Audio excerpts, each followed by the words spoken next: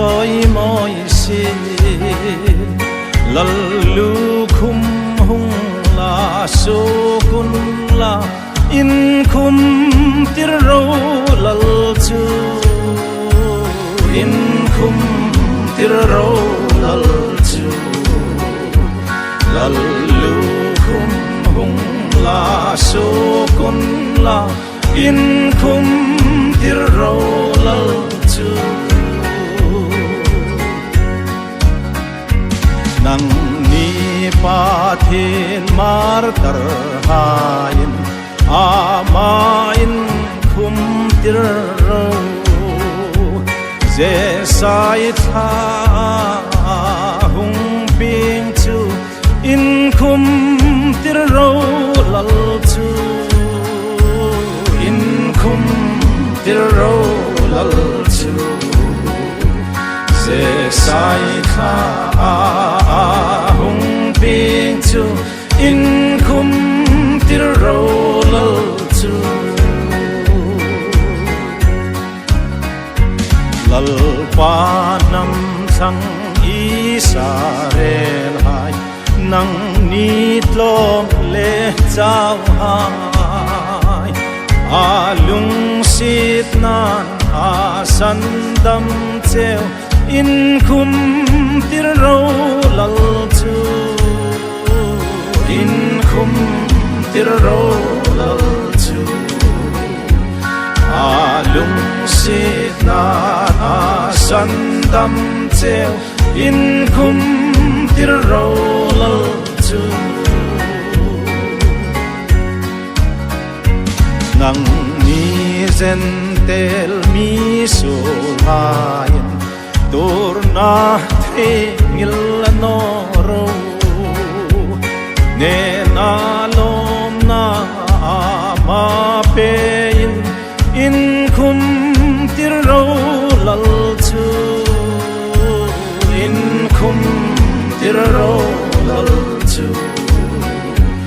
ne na lom na ma pe in khum tir ro lal chu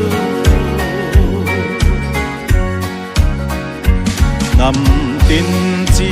tin mi tin reng hai i no ya cheng hai hin lal na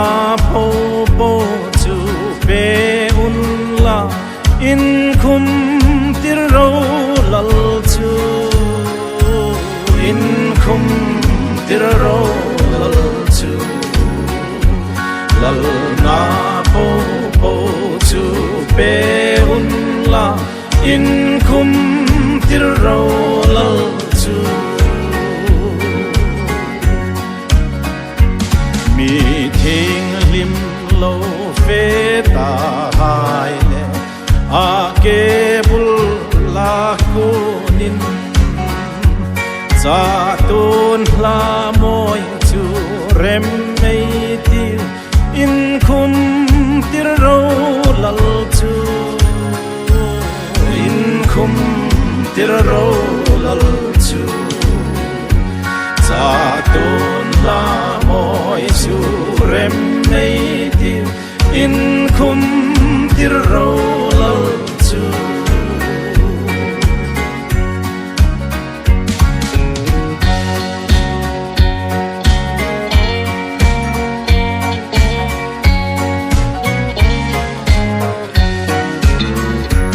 nam tin chi tin mi tin reng hai i no ya cheng hai hin lal na po po chu pe un la in khum tir ro lal chu in khum tir ro lal chu lal na po po chu pe un la in khum tir ro lal chu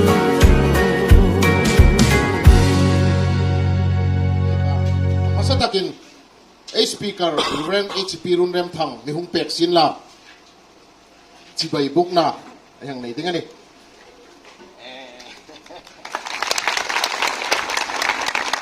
Adota, Pastor H. Robert,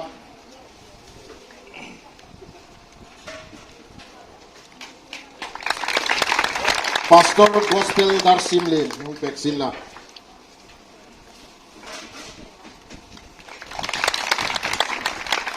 Pastor Robert Mark,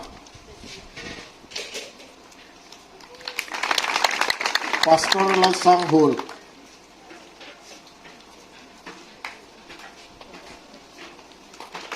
Pro Pastor Robert Lalmudik Samate,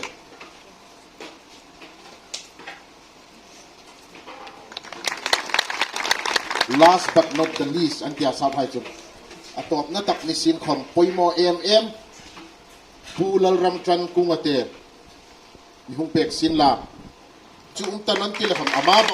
Kung yung kimam ni kang puy, ay lom pudil na yung sibay buk na yung yan eh. Lekhat na kan sibay buk na hun na yung pangsaw ni sin la. Tuhin, ay speaker hun pengay ta. Chuzawa imanit ya ay pastor high komin. Kay kom hun kanay numve, tiyan chunin palam chaklawin. Hun hit your high sin la. Ani kom hunan pang tingani. Ay speaker hun lang pengay ti. Ing kima lalparaw puy takrose. Kem hin zat kachang taa presbytery hupa kem hin zat hi.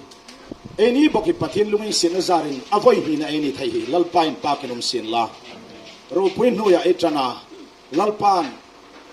hinga nga kem parhai patin thumai sakasin hi kalam hutlom khopela. Hina min hula chainin patin thui boy puya. Hihiring tulundan ding takani araw puya emin gahet. Atom na taka concluding message tu boy pui tham Isua ihinia asan chu khovele hin boy pui ding tam mani chuglai sing achun boy pui ta chu boy pui tham chu Isu Krista chu hin Isu Krista le ya I boy ani phatun so no te him ding ani Isu Krista le ya I boy no ni chun ilungri la mani itaksa mani ing tizong ina mani boy dai la tu thau thau ding ani ya chu taka ding chun Patinin miya kau hai reng chun hitaka hika umlal pa antia. Silay chun tulaya ay chongin lar tak chu kaboy tihini. Kaboy anle iboy lai taka ingleya boyang tulaya boyang mari chi isulay na boy be ka chu ato patoba chun. Chang thar po in ham chan minute dadingan iti chu. Silay chun tu kami nang fenay ta ay phone lay da may sin lay da min boy ay ta. Boy kacu umdan dingani anazo lalpa na mi mang na umpatsin su lalpa hitaka hika umtiin sun lam hisin ngai no me new lalpa le ya I boy ni chun iring nun hin hoi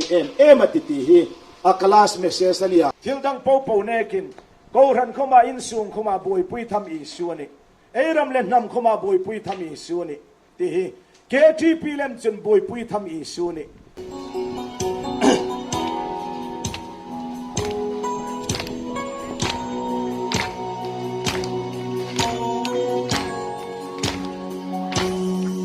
chuang hildang song ayen kadam na cross ko atwar tu hele kachunde eko hisong ne lal rong bol nahi kan ai sang Why we come Isua, we come Isua, God we come Isua, Hallelujah. God we come Isua, God we come Isua, Lim we come Isua, Hallelujah. Sa quy lo Gandam na Isua Pro sa tuar lai Mo'y katirin Mo isitan kong Sarwa katuarin Min sa quy tekin Min nai kamso Min nai kamso Why we come Isua, we come Isua, God we come Isua.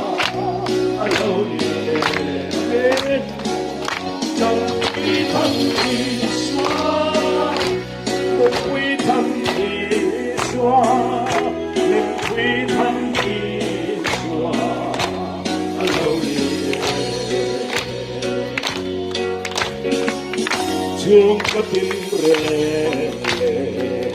kan khot lang hua pa buai quy thăm đi xóa alo ni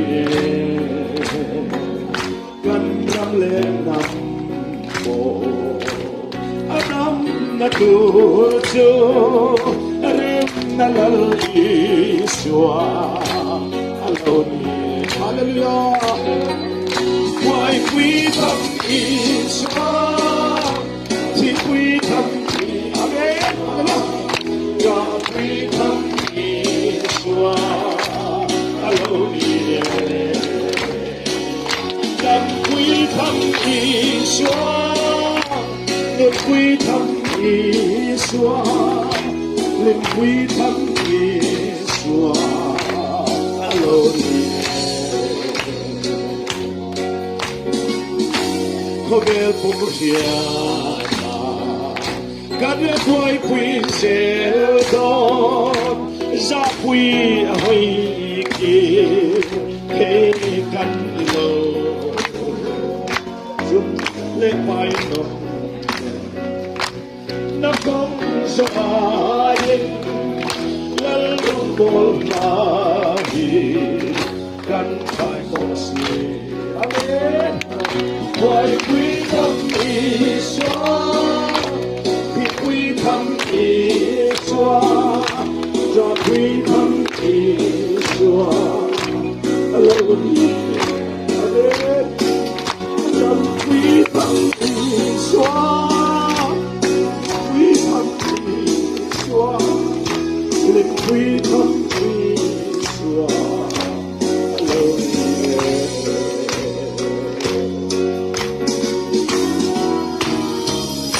Hallelujah. Di ba kung ano kung nagpa nagipeke sa Panginoon mo siya? Bukan sana Ikong kalayin Kita naksing kong Hintin Demi ko yung nagpa Iso el pangil Rinkable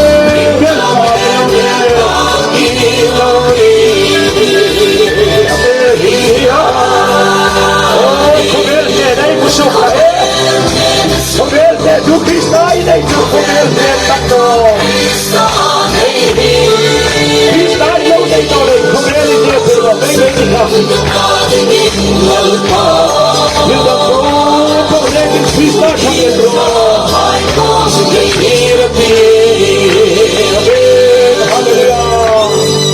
por el Cristo también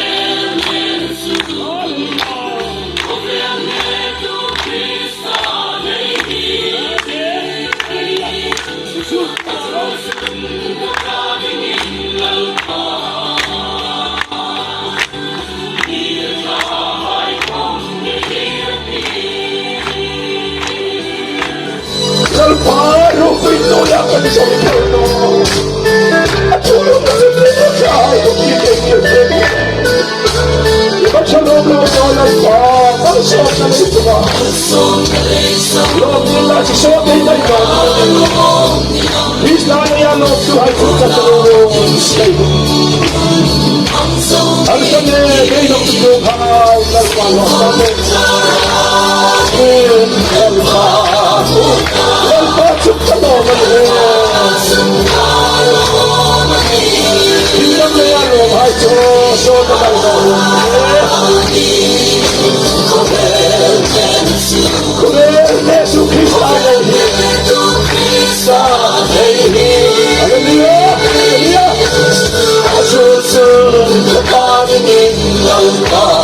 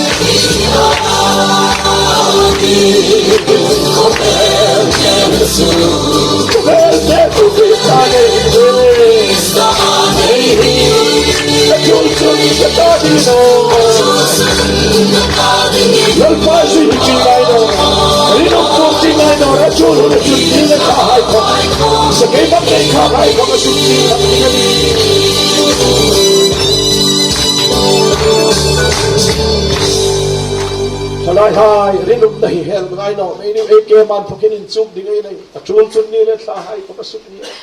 atul chun sakei bak nei khak hai suk chi pa atul chun mei thil tho the na hai suk bo la ka ni tulai chun aringam ta phadim lal pa thak jirin tem la ka ni ti ei so pui sen la no me boy pui thama lo ni tak zadan e su hi ti chu ela ru no ro se khai le khobole na mi ha ka ni le pastor Lehi long trong trái nắp yang này ding ding lion di kagen hi kape hil committee mingin lom thu hay hilang kai no ma hi member dang hai kamanung umrak non kai heta abik takelen hi Sam Hill Presbytery Christian Chalai Paul a chairman puro lo wan kal mahin hi a dining hall caretaker in chung yai po Pohe atlon topela mi hei dang pe kania vai pani ahung thoya chuhai khom chan ru ji hai mana pe vonga long meng ti tak je da chunga lom theng rel ni sir la chu khela hi big takin ai presbytery nu le pathoi tu ha yen ayang rit danin hi it lai pari isetel lon topin hi kapya hi la gen mei pe ka wer ko ye mari ga le long mei ti tang je da chon hi pipe roll khat khom ye langa ding ai pek san antileyin long mei ti tang ai thoi tu ai chuwa ka tin dingin ai chalai Christian chalai thoi tu hai chuwa long thu ayang ril naw ka ni ti chu kai ril ni sen la